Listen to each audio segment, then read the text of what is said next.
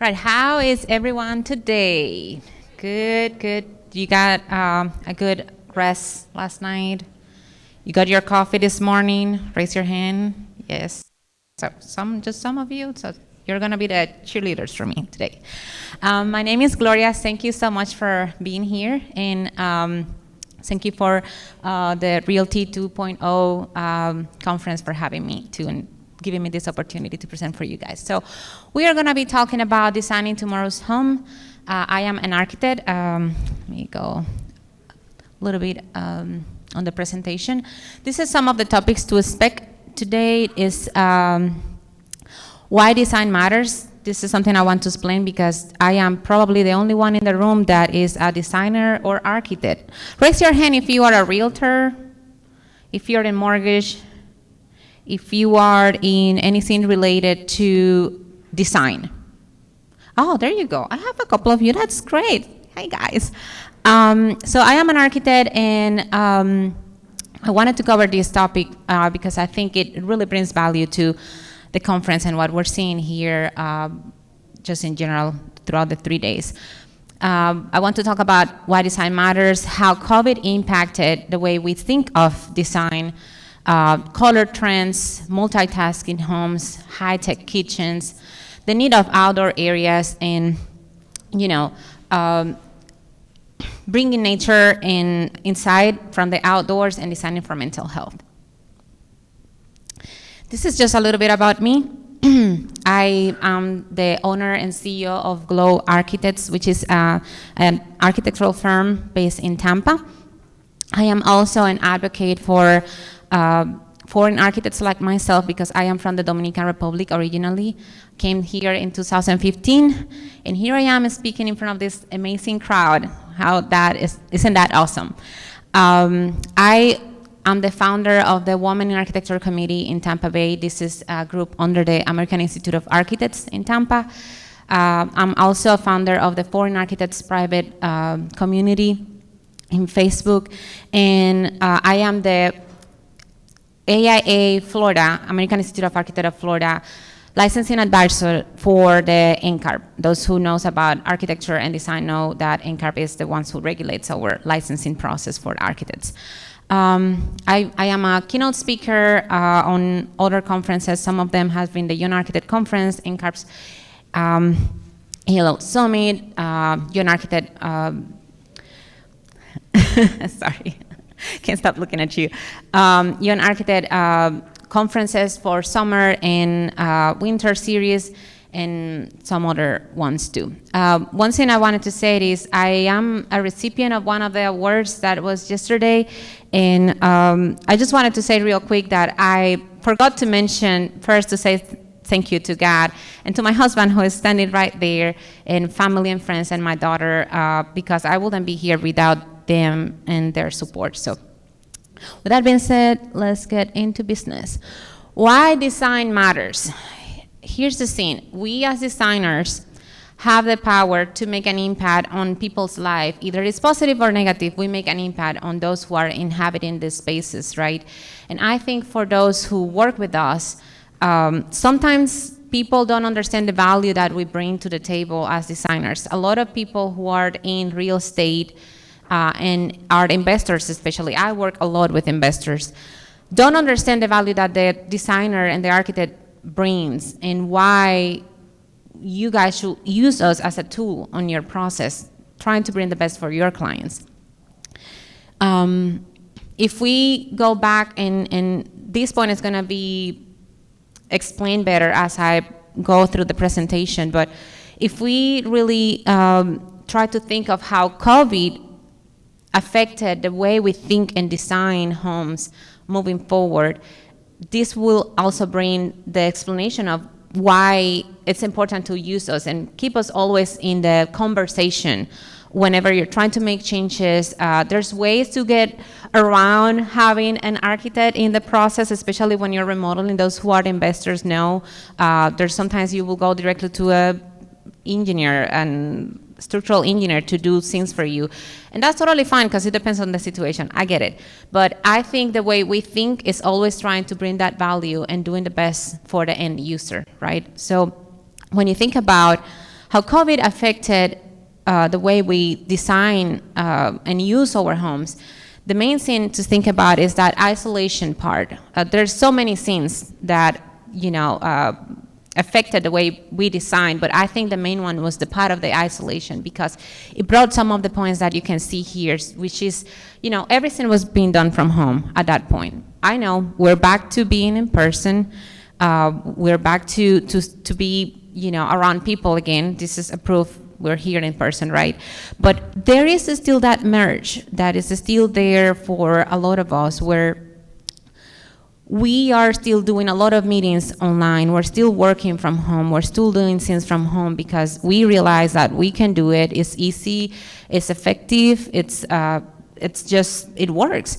Even so, we're still kind of like, going back in person for some stuff. So more of the things that I can think of is, the productivity needs when you're working from home, the privacy needs when you just need space to think and be productive, the stimulation needs when you have, your kids studying from home and focusing, mind and body balance, thinking of, if you're just at home and you need to do exercises and you don't have the time anymore because you're already programmed to do things from home, that type of things is the things we're going to be touching base right now. This is just a little bit, I just want to touch base on this. This was a study. There's many other data out there on how being isolated affected people in their mental health. I just wanted to point out that in the United States, you can see that it says, where is the clicker? It says that 33%, and this was a study from 2020, people reported to have considerably elevated adverse mental health. I think that's pretty serious, and that's why I think that we need to take very seriously how we think of the way we use home and the way we design it. Because again, what we do as designers matters and can make an impact on people. So how can we help? Me as an architect, you as the interior designer, and other people who are doing investments and renovating homes, and you're constantly, flipping those houses, right? How can we help? How can we do better? One is thinking about colors. It sounds pretty basic, like, oh yeah, colors, that's just like such a simple thing, but there's so much psychology behind colors. The Pantone Color Institute came out with this new color. Let me go back. It's the Very Perry is the name. And the reason why they selected this color is because they said, we're getting out of this isolation period, and these colors comes with this mix of blues and purples, and it's just kind of a way of saying we are going out of like a very dark phase to going back to the new merge between technology, everything being online, to going completely one, and it's not completely the other. It's just this thing in the middle. This was the Pantone Colors for 2021. It was the first time in history that they actually selected two colors. And the reason why I pointed this out, even though it's from 2021, is to for you guys to understand how these type of trends affect our industry, not only in the architectural and construction side, but also it affects trends on fashion, furniture, and other industry. Everything you saw probably around retail stores on furniture was with these colors, grays and yellows. And there's an explanation of why they selected this one. They said they couldn't select just one color because they realized with what was happening, we couldn't do this alone. We needed help, right? So they merged two colors. I thought that was pretty interesting, but it's again that way of thinking, how can we make an impact through design? And this is a great example of it. One of the things to think of when we're talking about how to improve the usability and the adaptability of homes is how to use a space or make a space that is multifunctional, or multitasking. This is a good example, is an ADAP, is the name of the project, ADAP by Woods Bagot. They have, and I'm gonna use the clicker for this, they have a good example of a home where in the day mode, they make the space of the living room pretty big. It's the more usable space, but at the nighttime, this space gets reduced, and then the bedroom gets bigger. And then there is a play mode, which you can see that both the bedroom and the living room gets modified to make enough room for social activities, kids to play, and all that. So if I go back, you can see how some of the other areas are constant because, you're always going to use the restrooms the same way and kitchen. But some of those social areas, the use of them just change. We have seen this in the past. This is not new for COVID. I just want to clarify that. But this is now a trend on design that I'm seeing with way more force than before because we realize in these 2 years of pandemic how important it is for people that don't have the real estate, the square footage, to have bigger spaces to survive under an isolation period, to be able to modify the spaces enough to make them comfortable to use them in different ways without having to have a big space or going somewhere else. So that is kind of the point of it. The other part is the need of, privacy for productivity. This is kind of like an ideal dream design, but I thought it was a perfect way to exemplify what the intention behind on creating privacy for people who are working from home. So maybe you don't want to, when you're working from home and especially if you're a parent, raise your hand if you're a parent, have kids. Yes, so you get it. Sometimes we really need that separation, and if we're working from home, it can be hard. So how to create that space that is private, that allows us to still be there, but have that separation to focus on what we're doing. And yeah, maybe you will want something like this where you can just go under earth and hide. But maybe if it's not that, it's just the mindset of knowing that moving forward, every home should have keep into account that space for people to work and be separated physically from the rest of the house.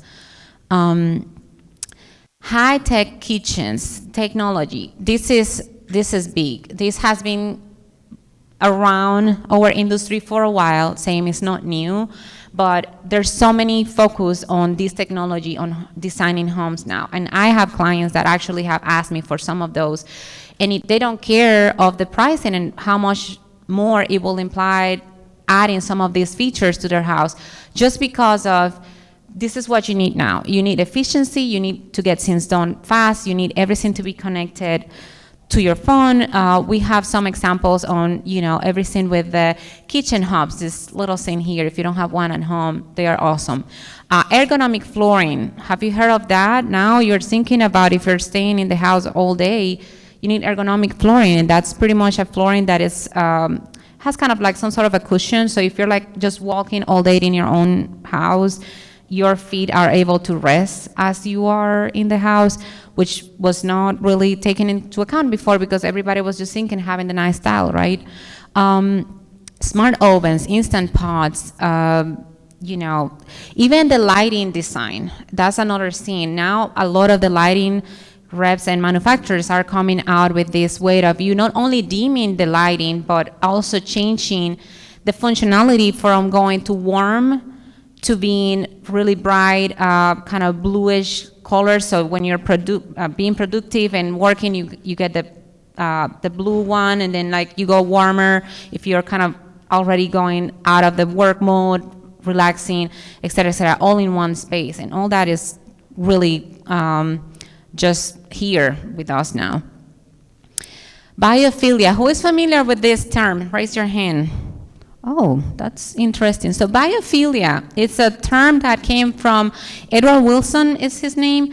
He says he made a study on how we as human beings have a need to be in direct relation with nature, and how not being around nature affects our psyches and how it affects us mentally too.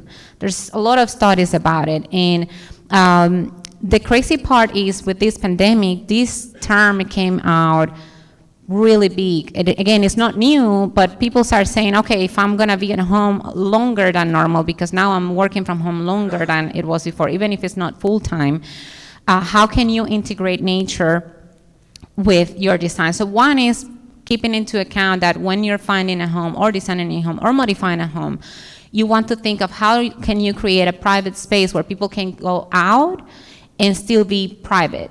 It's still their space, but it's private. Areas where they can, practice some workouts, yoga, whatever it is, but just like that space that is outside, that is still private. Not everybody has that. It's the same thing. Like you're talking about, it's very easy. If you have a big lot and you can make a big jar, that's pretty simple. You might be like, duh, like obviously. But think about those who live in an apartment. Apartment areas, like how can you create that space for them? And this is one of the things, maybe you don't have the way to be out completely, but maybe you can bring that nature outside, keeping into account, with efficiency, because some of us don't have the luxury of living on really nice weather, like in California, where you can have this nice, beautiful, big storefronts and not being affected so much with the heat like us in Florida.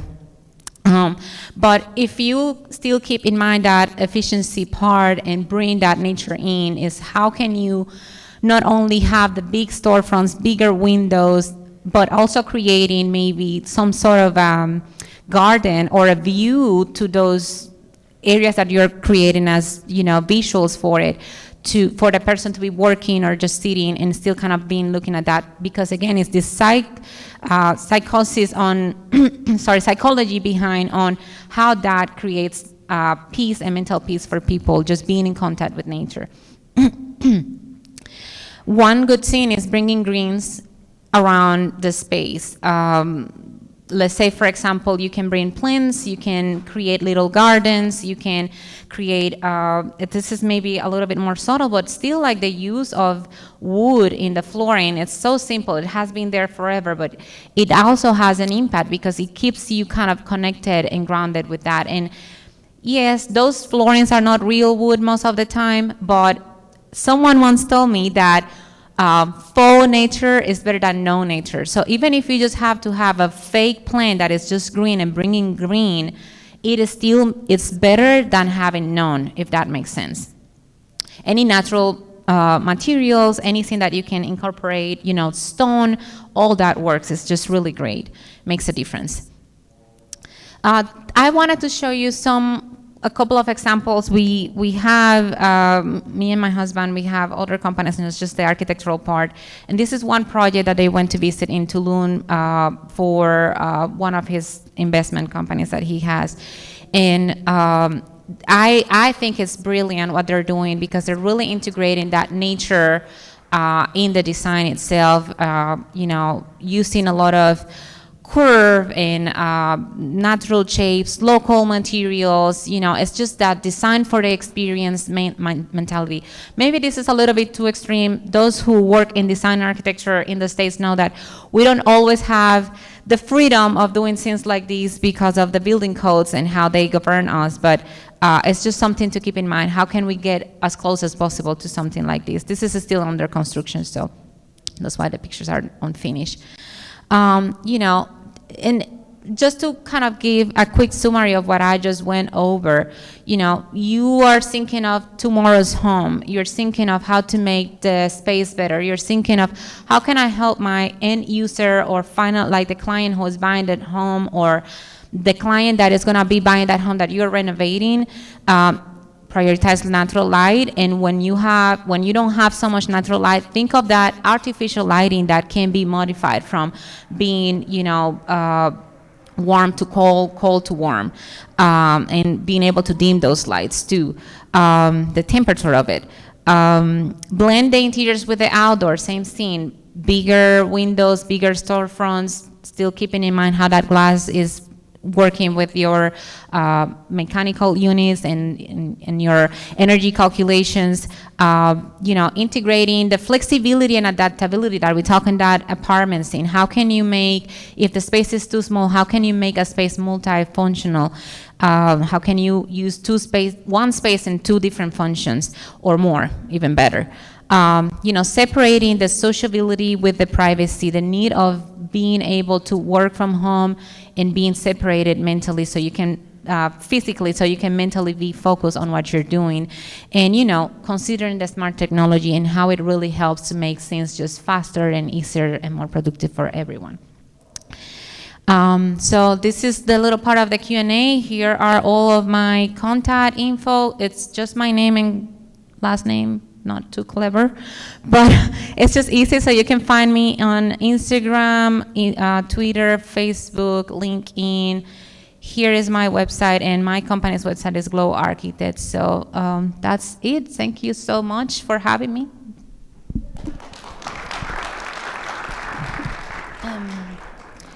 Yeah, if anybody has a question, please go ahead.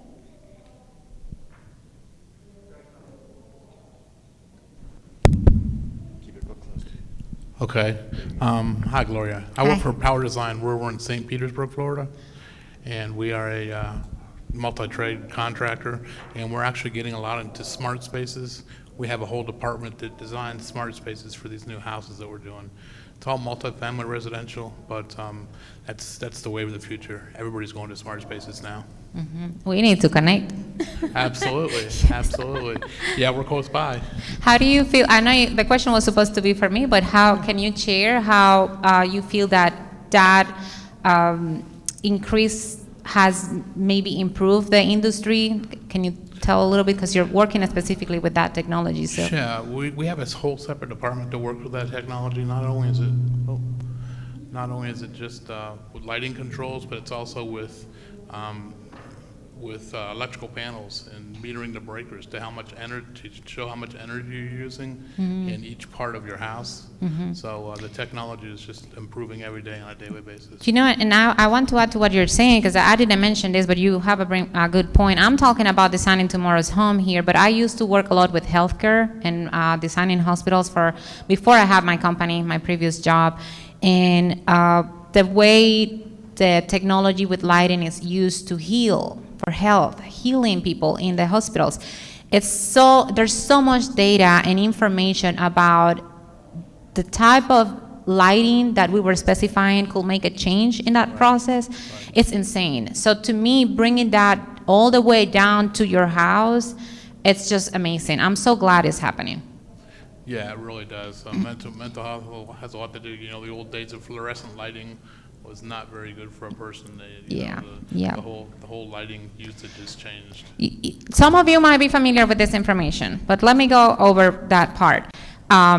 You know what melatonin? I'm probably mispronouncing that word. Melatonin. Melatonin right. Is, raise your hand. You probably know, yes, right? It's that hormone that we need to sleep, right? And when we are all the time under cold lighting, our body is not able to produce it. It makes your body to be all the time alert and just kind of like, in a different state of relaxing. And the problem with that is this is great when you're working and when you're in the office, you need to be alert. You're studying, you're in school, you need to be alert. You need those cold lighting to a certain point. But there is a point that you need to switch. You need the warm lighting. And it's because your body, through the warm lighting, is able to produce that melatonin. And this is why it is important, because if you are, again, me coming from having a background with healthcare too, understanding that if you have the wrong lighting, you're actually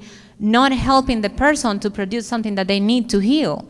It's as simple as that. But when you go home and you need to sleep, you need rest and recover from the day. And if you're sick, you need to recover from being sick, even if you're not in a hospital. And you have the wrong lighting, like your lighting at home is all the time cold. You're just making a disservice to yourself. So that's kind of where the science behind comes from. Someone else have a question back there?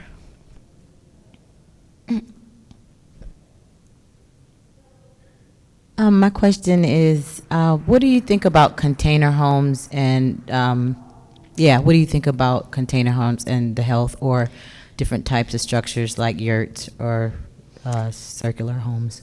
I haven't personally worked on container homes yet. I do want to. Me and my husband keep talking about it. I do know architects that have worked with. My personal opinion on it, even so I haven't have experience directly on designing one, is that they are a great option for especially housing, more affordable housing. I will say it's a great option for it. There is some projects though that can be way more expensive if you go too crazy with it, right? Than even just a normal home. So just keep that in mind. It doesn't mean that because it's a container, it's going to be way more economical. That's not true. Whatever you're specifying in the process, and whoever is your design team, construction team, makes a difference. We just met someone yesterday that told us a personal story on how they were building a house and it got really out of hand just because they had their own GC on it. So that's really, the money part. There's too many parts to play.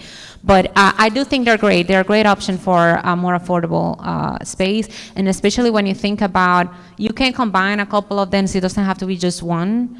And if you're thinking of that kind of like tiny home mindset on designing, and going back to that example of having that multifunctional spaces, it's great because you can still transform the space, putting away the bed and having then a small office, and again, there's going to be areas that you can change, like the bathrooms or laundry area, etc., kitchen, but the rest, those social areas, you can modify it, and I think it's a great option for that type of market and need too. Anybody else? Hey, Gloria, my name is Jesse Sells. We have a multifamily investing company. So we're looking actually to retrofit some older buildings with smart home technology to kind of keep on the same topic. In your experience, have you seen, I'm trying to find a way to quantify this, hey, is there more desire for smart home technology? What does that mean for the value of the home or unit? Does that raise rents? Have you seen anything, any kind of trend analysis on your side?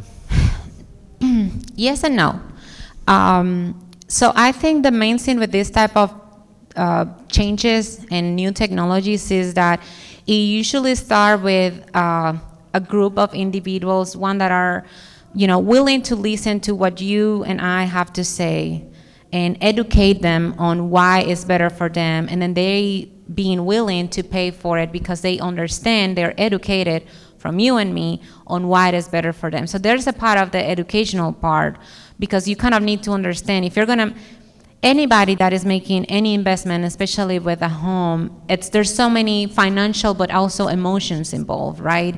And you kind of have to explain to them what is the value that this will make if you add it. Yes, but I feel that, how this is the best way I can explain it. When I was younger, and I'm not that young, believe me on this one, I remember my dad is a doctor back in the Dominican, that's where I'm from, hence my strong accent. I'm from the Dominican Republic, and my dad he is orthopedic doctor. And I remember when I was younger that he got one of those pagers, and then he was one of the first people in the country, because again, I wasn't in the United States, we were back in the DR, that got a cell phone. And to have a cell phone in that point was like such a luxury. It was just like, oh my gosh, doctors has it, da. And anybody trying to get one was kind of hard, was in this new scene. And now it's like, you can live without it. You do everything with a cell phone. Why? Because that group of individuals that have a specific need and were able to afford it, start using it, they bring it to the market, and then everybody wants it because they were the ones saying, this makes my life so much easier. This is awesome. This is something everybody needs. I think this is what's going to happen with this technology. A group will start, you and me, and those more educated and people that can afford the technology. And the more people use it, I think it's the same with the cell phones. It used to be so expensive. Not everybody could have access to it, but now everybody has access to it. That's what I think is going to happen, 5-10 years from now. That's what I think. Did that help? Absolutely. Okay. Anybody else? I'm Rich.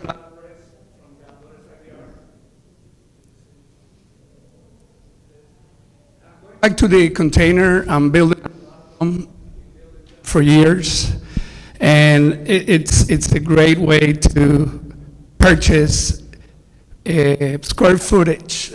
Not only the concept of it, but they're done easier, faster, and yesterday we were talking about new trends and ways to build community-friendly properties for the lack of properties that we're seeing today. And, to me, I've been doing this for many years, and that container home situation is really cool. Yeah. Faster, not only for residents, but also for properties. Yeah, the time frame on getting it, flipping them in a Yep. way and getting it to use is so much lower than a regular, traditional construction. That's for sure. I have a friend who is an architect in the DR who got involved with a project with containers when we had the big earthquake in Haiti. Right. And they did a whole community just with containers Right. because of the time saving on that part. So thank you for pointing that out because I did totally forget it.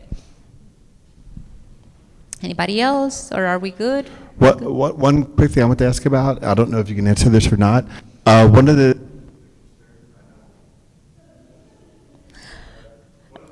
Technology. one of the concerns that people have with smart home technology is privacy. Is there a way that you're addressing that with your designs, or are we just kind of at the mercy of the companies that provide?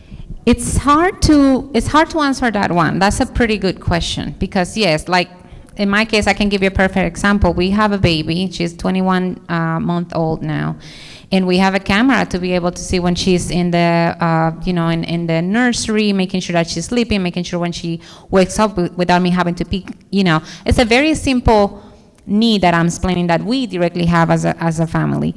But I am concerned personally every time of like, what if anybody hacks this camera and have access to see, this is private information, but sometimes she wakes up in the morning and I don't necessarily have to have all my clothes on. I just walk into the room and pick her up. So if somebody is watching it, like it's kind of exposing me and my family, right? So I totally get it.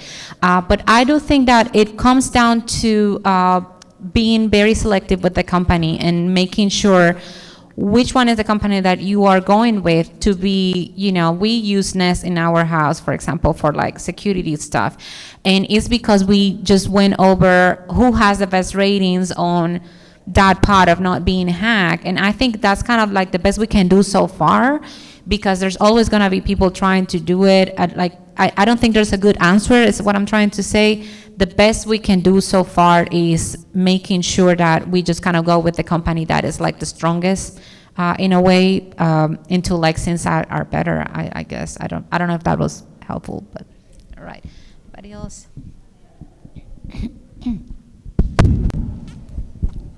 So basically, smart home technology is about running on a network. So an important thing is to use blockchain or something like that type of smart technology, because it would reduce the security issue.